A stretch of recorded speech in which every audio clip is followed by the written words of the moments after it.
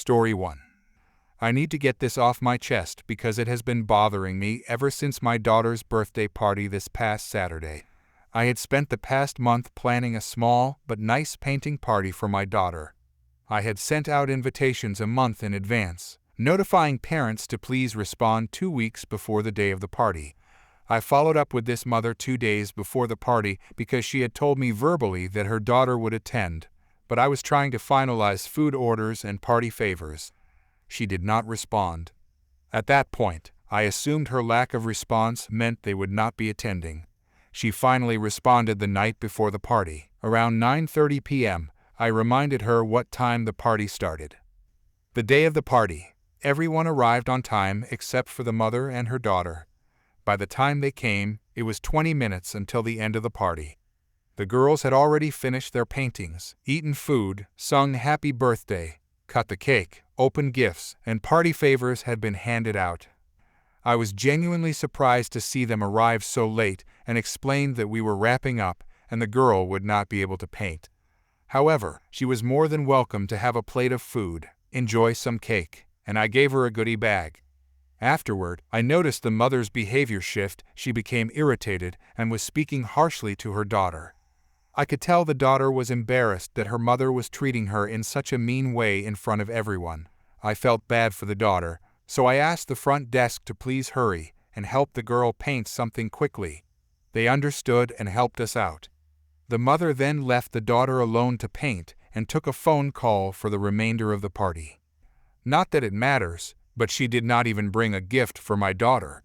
It really isn't a big deal, but this was a small party with close friends for a young girl. Not bringing a gift could lead to hurt feelings, which my daughter did feel a little sad about. I explained to her that everyone has a different situation, and maybe a gift was not possible. The next morning, I woke up to a long message from the mother. She said she felt I was rude for not allowing her daughter to paint with the rest of the group, and that she had to sit alone while the other girls had fun. She also said I made her daughter feel excluded and that I handled the situation poorly. I was honestly taken aback because I had done everything I could to make her daughter feel welcome despite them arriving so late, long after the main parts of the party had already concluded. I politely responded and reminded her that I had sent invitations a month in advance and had followed up with her directly. I also reminded her that she did not confirm attendance until the night before, after 9 p.m., which was far past when I was able to adjust plans for food, seating, and activities. I told her I was still happy to accommodate them when they arrived, and I had made an effort to include her daughter with food, cake, a goodie bag, and even asked the front desk for help so she could paint something last minute. Instead of understanding, she doubled down and said I made her daughter cry after the party. That honestly made me feel terrible because the last thing I would ever want is to hurt a child's feelings, especially over something like this. I truly did everything I could under the circumstances to make sure the girl had a good experience, even when things were completely out of sync with the schedule we had planned. What upset me most was not just the accusation, but how she failed to take any responsibility for being late.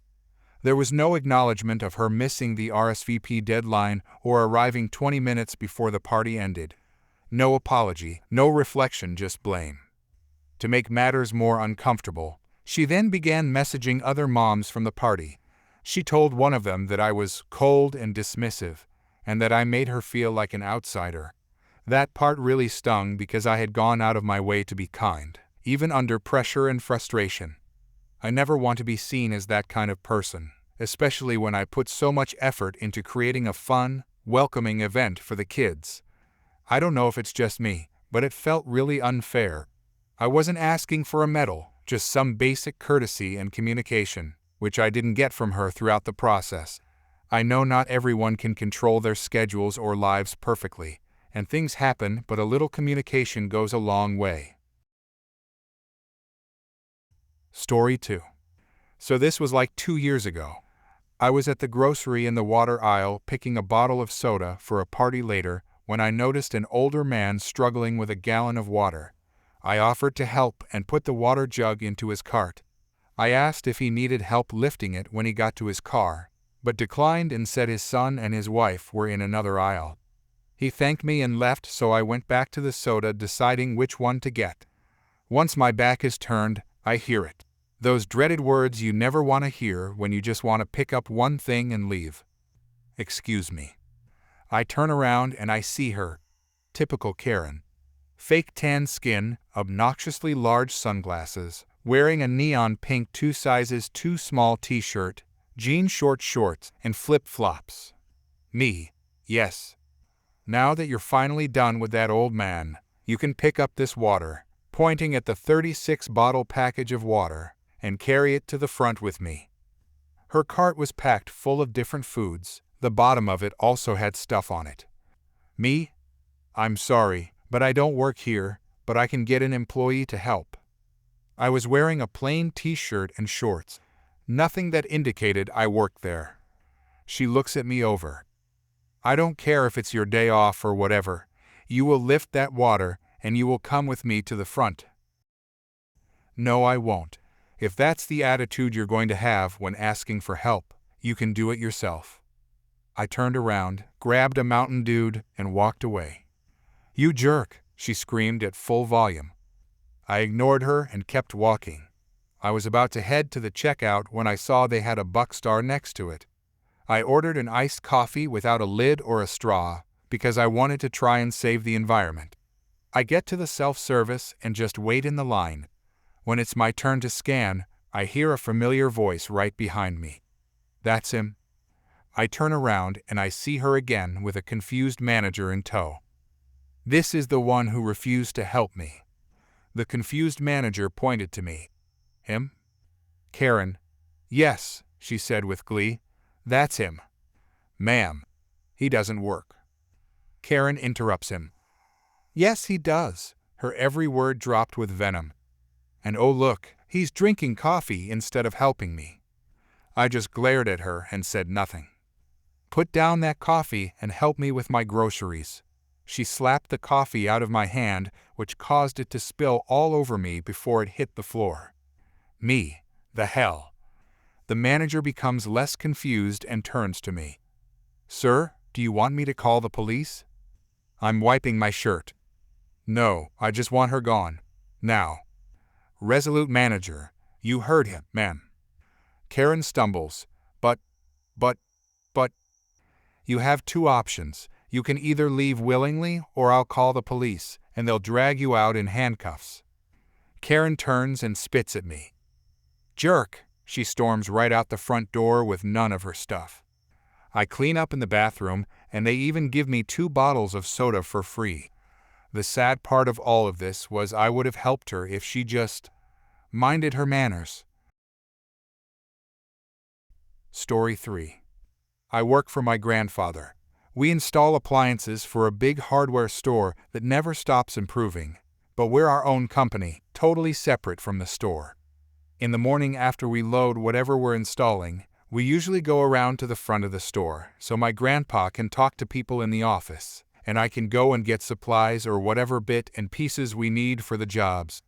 I wear a uniform that has my name printed on the front, and my company name is on the pocket, but the color is the same as the store's, so I often get mistaken for an employee. Normally it's no big deal. I know where most everything is in the store, and I'm on a first-name basis with pretty much everyone who works there, so if I don't know something, I can easily get someone who does to help. Anyway, I was going to get a couple fill lines for the dishwasher. When an older gentleman asked me where the garbage disposals are, I told him they are 2 aisles over, and asked him if he needed help getting one off the shelf. He says yeah, so I go over and help him pick one out, and put it in his cart. Even give him a business card so he can schedule an install if he doesn't want to go through the store. Cue Karen. Karen, excuse me. She presses on my shoulder with 3 manicured talons. Me? Yes. I need you to get a microwave off the shelf for me. I need it now. Is it on a low shelf? No, if it was on a low damn shelf, I wouldn't be asking for help.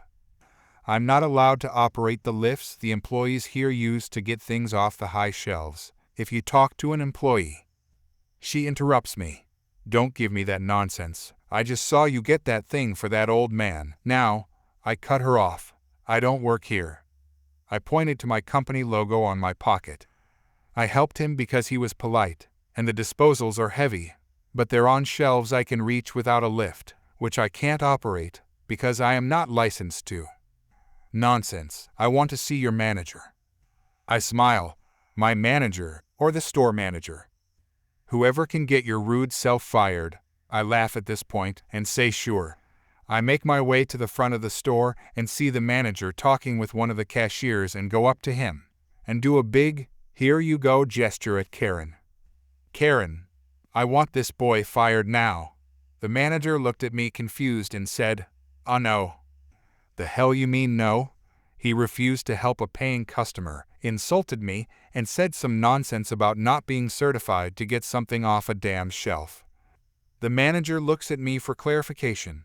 I said, "Microwave on a high shelf." "Ma'am, he doesn't work here, and he probably spends more here in a week than you do in a year. And he isn't certified to operate the man lift, again, because he does not work here. So if you need any assistance, I can have someone who is certified come and help in a moment. Screw you both, I'm taking my business to another store." After she left, the manager apologized, and we both kind of laughed about it, and my grandfather thought it was hilarious. Ended up installing the old guy's garbage disposal, told him about the Karen counter, and he laughed and called her a dumb witch. Story 4. I got into gaming when I turned 15. I spent most of my free time getting good at different games. My favorite was this car soccer game called Rocket League, where you basically play football with cars instead of people. I had been playing for about a year and had gotten pretty decent at it. My family situation was a bit complicated. My aunt lived in another city with my cousin, and she had this way of making everything about her son. My cousin was a nice kid, but his mother was something else entirely. She expected everyone to treat her son like he was the most important person in the room, and she got really upset when things didn't go his way. My cousin had been asking for a gaming laptop for ages, but my aunt kept putting it off. She would make excuses about money or saying he wasn't responsible enough yet.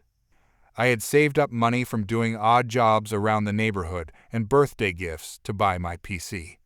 So when my cousin got his laptop, I already had a full year of experience playing Rocket League. Last year on my birthday, my aunt and cousin came to visit. I was excited because my cousin had gotten his laptop, and I thought it would be fun to play some games together.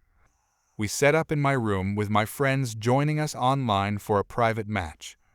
The plan was simple. We would do a 2 versus 2 match to keep things fair. Since my cousin was new to the game, and I had been playing for a year, we put one experienced player and one new player on each team. I teamed up with my friend who was also new to Rocket League, while my cousin paired with my other friend who had been playing as long as me. We started the match, and it was going really well. My team was winning 5-0, but everyone was having fun. My cousin was laughing every time he missed the ball, and he kept saying how much he loved the game even though he was still figuring out the controls. My aunt, who had been sitting behind us watching, spoke up. She asked what we were all playing. I told her we were playing Rocket League. She wanted to know what that was, so I explained that it was basically cars playing football or soccer. She said it sounded fun. My cousin said it was really fun, but that it required skill, which was why he was losing. My aunt's face changed when she heard that. She asked how he could be losing, and if we weren't on the same team. She pointed directly at me and said I should help him win. My cousin explained that we were playing against each other to keep things fair since we were playing with my friends. My aunt got more upset. Her voice got that sharp tone she used when she didn't get her way. She told me to let him win right now or else. I had dealt with my aunt's entitled behavior before. She expected special treatment for my cousin, whether it was getting the best seat at dinner or having everyone play the games he wanted to play. But she had never threatened me before. I asked her what she was going to do about it. That was the wrong thing to say. Before I could react, She grabbed my hand right off my computer mouse and twisted my wrist hard. The pain shot up my arm and I screamed. My cousin jumped up and ran to get my mom. My aunt let go of my arm the second she heard footsteps coming up the stairs. When my mom came into the room, she looked at me holding my wrist and then at my aunt. She asked what had happened. I told her everything, exactly as it happened. My mom turned to my aunt with a look I had never seen before. She asked my aunt if what I said was true. My aunt said yes, but claimed I had been talking back to her. I pointed out that she had threatened me if I didn't let my cousin win. My aunt's face turned red and she started yelling. She called me a liar and said no wonder I was such a jerk.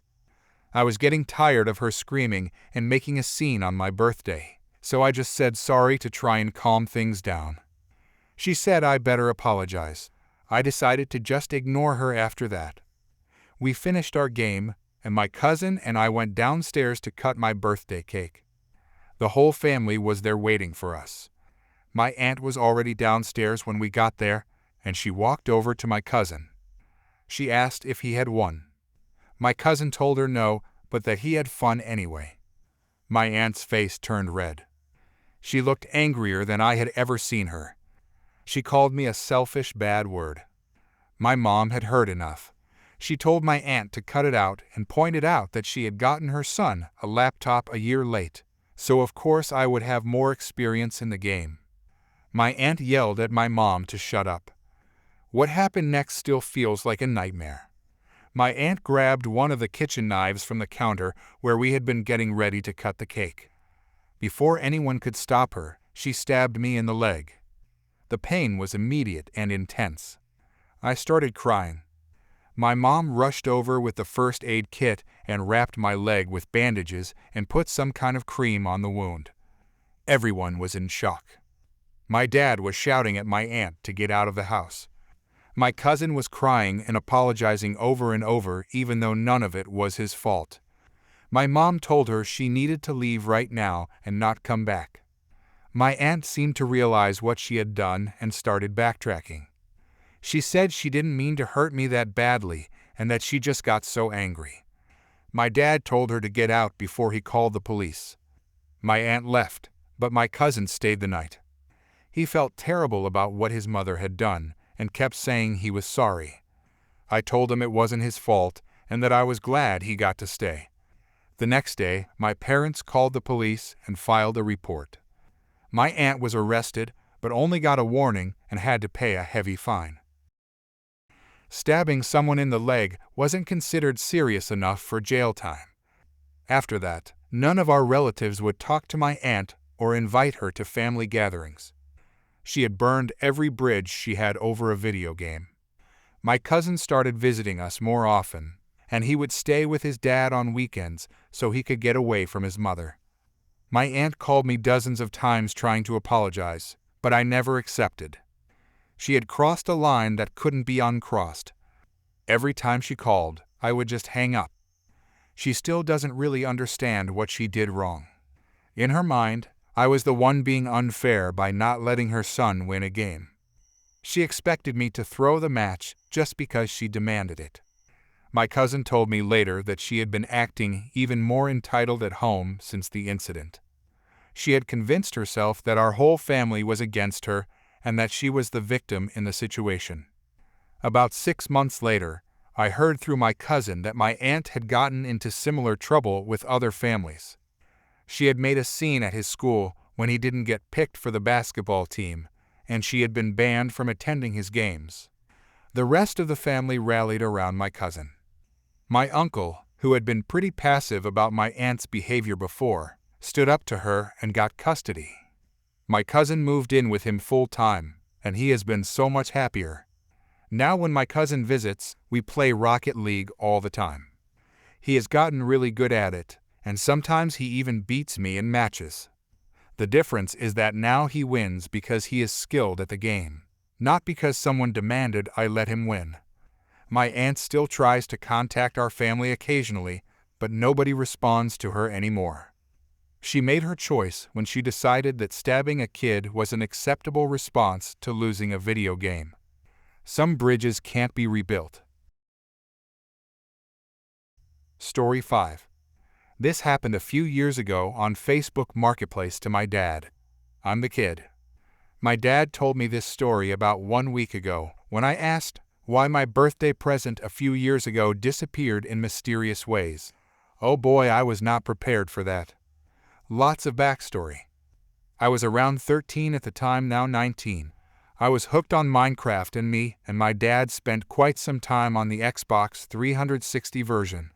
I got good grades in school, so he decided it was time for us to switch to computers. He already had a pretty good computer for his work as a programmer and an administrator, and he wanted to get me a cheap laptop. We had a hard time and almost no money, so it had to be cheap and used. He saw an offer on Facebook Marketplace from a girl he and my mother met at a club he was jing at a few years back. Let's call her Spaghetti Girl. She was selling lots of stuff because she moved in with her boyfriend and her kids. Among that stuff was a cheap laptop. Nothing fancy, pretty scuffed, and only the network port didn't work according to her. No big deal, and for €50 for us worth a shot. My dad contacted the Spaghetti Girl and wanted to pick up the laptop just in time for my birthday. He had to wait for his paycheck rough times. When the day came, he went to the agreed spot, but she didn't show up. She called later that day and told my dad that she had to wait for her boyfriend to wipe the hard drive as she didn't trust my dad.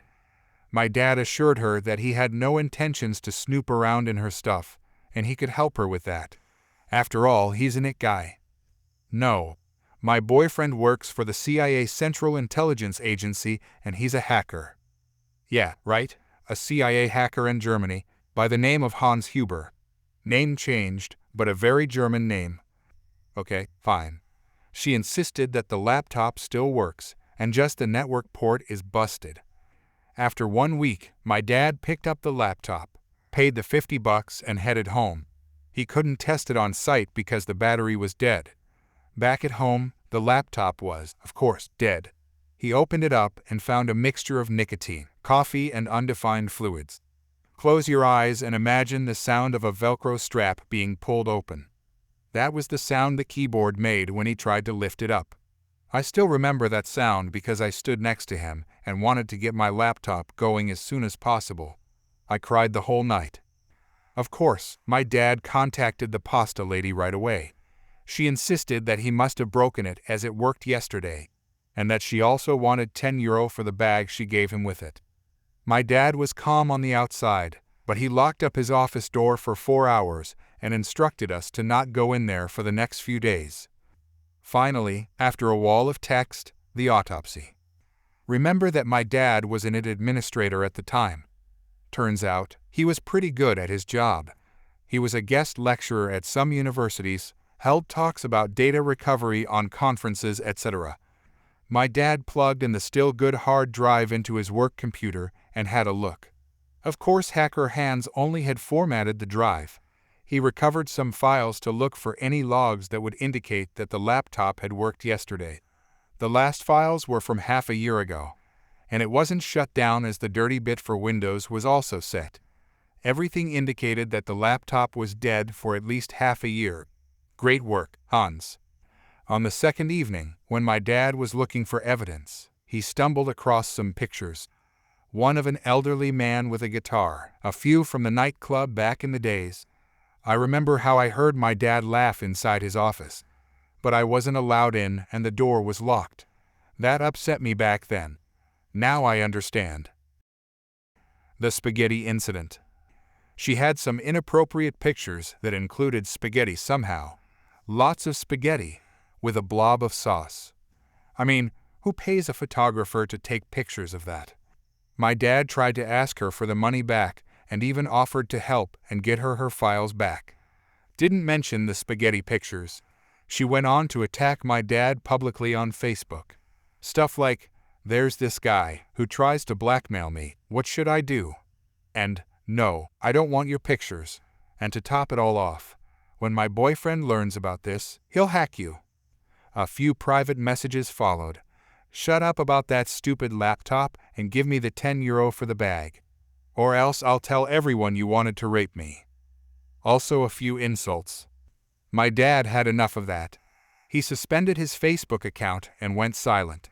He almost lost his job and family over this, but he was smart enough to save all the chat logs with her, so he could prove to my mother and his boss that he wasn't blackmailing anybody, and he wasn't sending inappropriate pictures to anybody. Yet, the revenge. After a few months, my dad had a new Facebook account and everything was back to normal. He landed a new job, didn't add his boss on Facebook this time, and didn't use his real name. He even joined the old nightclub alumni group on Facebook to connect with a few friends from back in the days. One beautiful day, he finds a new post in the group by Spaghetti Girl, asking everyone for pictures of the good old days as a thief stole her laptop and tried to blackmail her by deleting the pictures. My dad kindly responded. He had this evil grin on his face when he told me a few days ago, "Oh, hey Spaghetti Girl, long time no see. I have quite a lot of pictures from the time. Found them on an old hard drive. Even some of you and your boyfriend at a nice pasta dinner, and a few screenshots with old chat logs. Do you want me to send them to you via PM, or should I just share them here?" "Nah, just share them here, as you wish." Hey, there's also good news for her. She also got the pictures of her recently deceased father back. The nice gentleman with the guitar. In 160 x 160 pixels. The fallout. Facebook blew up that day and the weeks after. At least in our little slice of the world, a few things happened. She was dropped by her friends. They all cut ties with her. Turned out, she pulled off a similar thing with a guy of that nightclub, got him fired and expelled from their group of friends. He was the creator of said Facebook group. Noodle Witch and Chopstick Jerk were quickly both tagged in all of the pictures by their former friends. Even her cat was tagged on one of the pictures. Her boyfriend Hans of 12 years recognized one of her tattoos that he paid for, so the picture had to be taken recently. He recognized the bed she was on, but he wasn't the chopstick-wielding dude in the picture. He was now Hans Solo. My dad never really looked that much at the pictures, so he didn't see that Spaghetti Queen had laid out quite a bunch of drugs, weed, pills in a Ziploc bag in the background of her pictures. This minor detail was discovered by the Chopstick Master's current girlfriend, who of course told the police, CPS Jugendamt in Germany, and both of their parents. Police couldn't do much. Their kids were taken away for a while. I don't know what happened afterwards. A few colleagues of hers saw that post. She quit her dream job of being a cashier at Aldi soon after that. She had to move out of Hans' flat. She moved across the country, if her new Facebook account is to be believed. She used the name of her cat. I know, I'm being a spiteful prick over this, but I think she got what she deserved. And $50. Today. We sold the hard drive and the RAM from the laptop for €30 each afterwards. With the money, my dad bought a used HP desktop for me. Minecraft at 30 FPS, coming from the Xbox 360. This felt right at home. For my 17th birthday, I got a back then brand new computer, with no spaghetti pictures on it. My dad and I still play Minecraft together.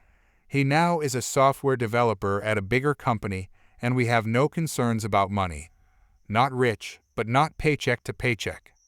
Not all heroes wear capes, but my dad does. He went to Minecon. I know, it was pretty long. Hope it was worth your time. Greetings from Germany. Edit. A few clarifications. We were in a pinch financially because we had to pay double rent because we moved recently. My mother lost her job and our car broke down. That was a bit too much, and it took a few months to recover. My dad, of course, opened the lid of the laptop when picking it up. Everything visible without disassembling the computer looked fine. The Velcro moment was when he took it apart to see if it was an easy fix like a blown fuse on the input circuit. Some of you pointed out that Facebook Marketplace was introduced in 2016. However, people have been selling stuff on Facebook for years. There were buy plus sell groups before that. For me, everything bought from Facebook was from the Facebook marketplace. So I might have mixed that up when writing. Today I learned people do eat spaghetti with chopsticks. I didn't want to judge you guys. In Germany, this is very uncommon. Here's how Hans formatted the hard drive of a non-working computer. He took out the hard drive, put it into a working computer, put on his black hoodie and ski mask for full hacker mode and typed color A and format D, or whatever the drive letter was. For more hacking tutorials, follow me on Instagram. Story 6. A little background. Normally I travel for a living and fly to and from Canada a couple times a month. My company uses a travel agent, and with only a few exceptions we are required to take the cheapest flight option, regardless of inconvenience to ourselves. This means that while I travel often, it's with different airlines every time, which in turn means that while I have thousands and thousands of airline miles, they're spread out over several airlines, and it takes me forever to reach and keep any sort of frequent flyer status with any of them. It also makes for very, very long days, with me leaving my house or hotel at 3-4 a.m. and often getting home / to my destination at midnight, or sometimes getting my travel split across 2 days. So this happened in March, just a few days before my company started having us work from home for quarantine. Final leg of my flight home, I'm on an airline that I've finally managed to build up enough status to start getting possible upgrades. This is literally the first time I've been upgraded, and it's from a standard economy seat to a bulkhead window seat. As I'm boarding the plane, there is an older lady and her approx 5-year-old grandson in the aisle and middle seat. Grandson in middle, grandma in aisle. As I'm walking up, she is telling the kid that she's going to take the window seat just as soon as they're sure no one is sitting there. I politely inform her that someone is sitting there, me, and I take my seat. She then starts telling her 5-year-old grandson how much she wants a window seat, and how sweet it would be if someone were to give up their window seat for her. I should point out that the grandson is busy playing with his iPad and clearly isn't listening at all. When I don't immediately jump up and offer her my seat, she switches tactics and starts asking the kid if he wants the window seat. How cool would it be for you to have a window seat on your first flight ever, and such. Kid still doesn't give a crap and keeps playing with his tablet, and I, again, don't rise to the obvious bait. She then grabs a flight attendant and asks if there are any open window seats. She tells her that she's pretty sure they're going to be a full flight, but she'll check back after boarding is done. Grandma switches back to how lovely it would be if someone would just give up their seat for her note. We're back to giving the seat to her. It's no longer about the kid getting the window seat for his first flight ever. At this point, I put on my headphones and ignore her. She stops trying to hint her way into my seat and just starts loudly sighing every few minutes. Note, if at any point she had simply condescended to speak to me and ask me for my seat, I probably would have given it to her. But her passive-aggressive entitlement crap was never going to work with me, especially after a long day of travel.